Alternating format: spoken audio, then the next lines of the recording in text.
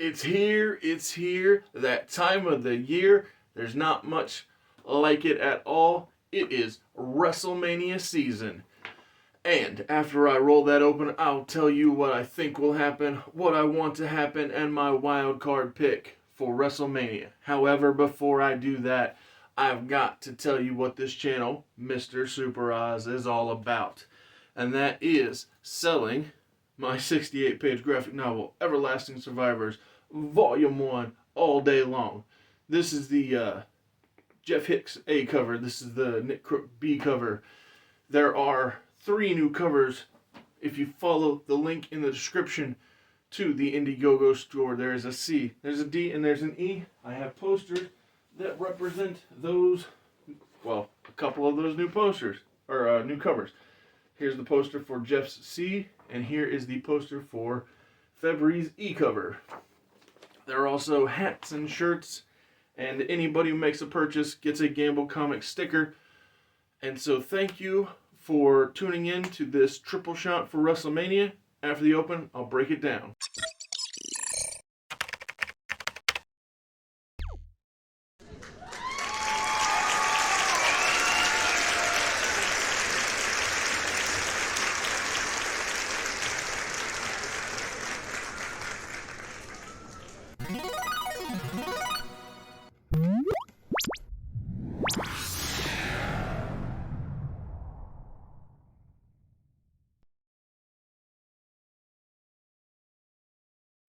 When it comes to this triple shot and what I think will happen at WrestleMania, I have to go straight to the main event. And by that I mean the last match of the last night. That being the American Nightmare, Cody Rhodes versus the head of the table, the Tribal Chief, Roman Reigns.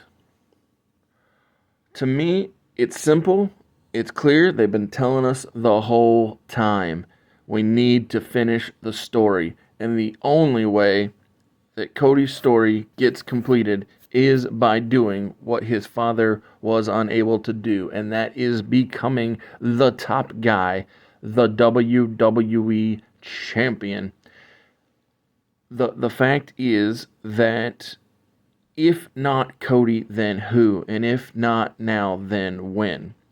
With those questions being asked and no clear answer to be found, I think that Cody is the guy. I think that it ticks so many boxes.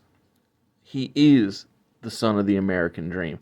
He does get to do what his father was unable to do. But potentially more importantly, for the company's sake, what it does is it shows a Michael Wardlow or a Maxwell Jacob Friedman or Ricky Starks, Sammy Guevara, the list goes on. It shows them that being formally all elite does not mean that Hunter Hearst Helmsley, Paul Levesque, Triple H sees you as less than. Because for years within WWE, guys like Wildcat Chris Harris or Low Key, they would be brought in and rebranded as Braden Walker or Kaval, and then subsequently and methodically broken down and made less than they were before they were hired.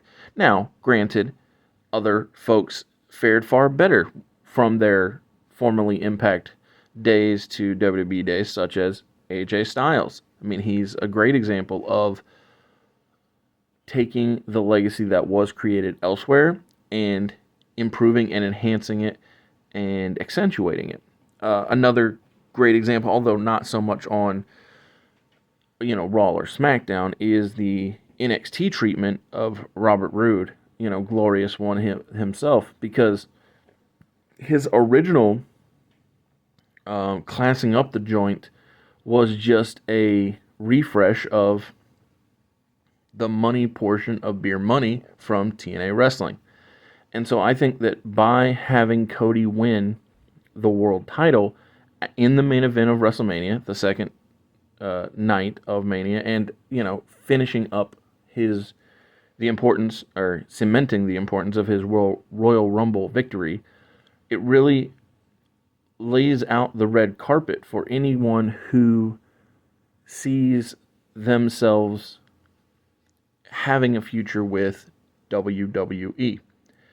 And so that is why, to me, Cody winning is the best bet. I mean, I don't think him holding both titles is a great idea. So in my perfect world, I would have him relinquish the Universal title the following night on Raw, saying that, this didn't exist when his dad was around. It's high time that both Raw and SmackDown get the opportunity that they've sorely been lacking, and he keeps the World Heavyweight Championship because it's the one that Dusty was handed but then taken away from him in that classic Dusty finish, which is funny because he's known for, making the crowd happy in his booking, but then in storyline saying, oh, sorry, now that we're not in your hometown USA, we got to take the title off of you.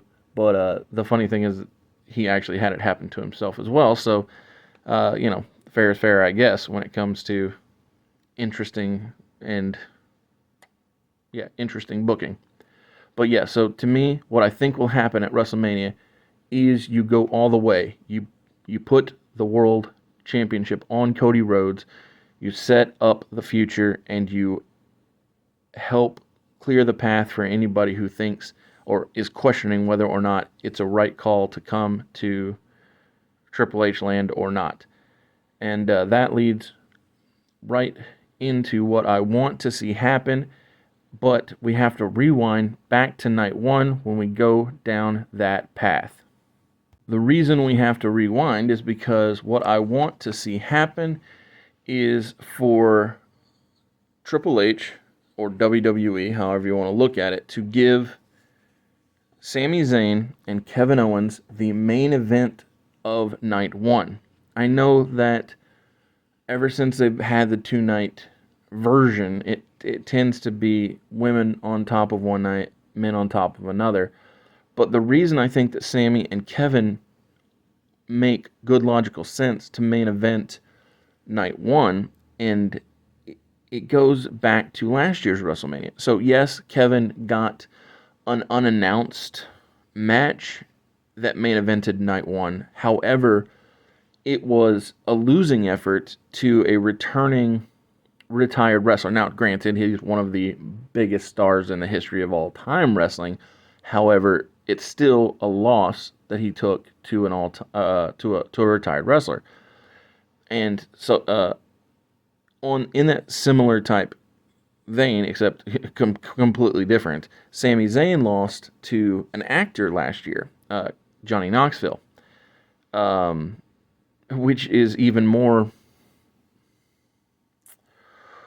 questionable than KO losing to an all-time great, because at least when he loses in the main event to, one of his heroes and an all-time great wrestler, he lost in the main event to one of his heroes and an all-time great wrestler, whereas Sami lost to, I don't even know what level you would call Johnny Knoxville as a star. I mean, he's not on that same top tier as, a Downey Jr. or a, I don't know. I mean, how do you even classify celebrity these days? But the point is, it's that, to me, them getting the main event spot on night one is more of a thank you for all you've done. You were part of the reason why NXT was such can't miss television for Triple H's coming of age story of him being the promoter. And also, not just those two guys, but the Usos, Jimmy and Jay, have done such stellar character work when it comes to the bloodline storyline with the head of the table, the tribal chief, Roman Reigns, and the wise man, and all the surrounding characters, their brother Solo and whatnot. So I think that they, as well as Sami and Kevin, really deserve is such a strange word, but I feel like they've earned, that's the better word. I feel like they've earned that placement on the card. And here's another really big thing to me. When is the last time, and I believe the answer is probably never, that the tag team championship title match was the last match on WrestleMania? I think the answer is probably never. I mean, I can think of, it's hard to even think of a tag team championship match being the main event of any pay-per-view. I'm sure that it was. I mean, I know there was a In Your House where Yokozuna and Owen Hart defended the tag team championships against Shawn Michaels and Diesel, who were also defending their Intercontinental and WWF titles within the context of the same match. I wish I had looked this up before, but I wonder if that's the only time that the tag team titles were on the line in the main event of a match. I mean, I guess, no, I take that back. The two-man power trip, Triple H and Steve Austin, they won the tag team titles from Kane and The Undertaker. Did they do that on TV?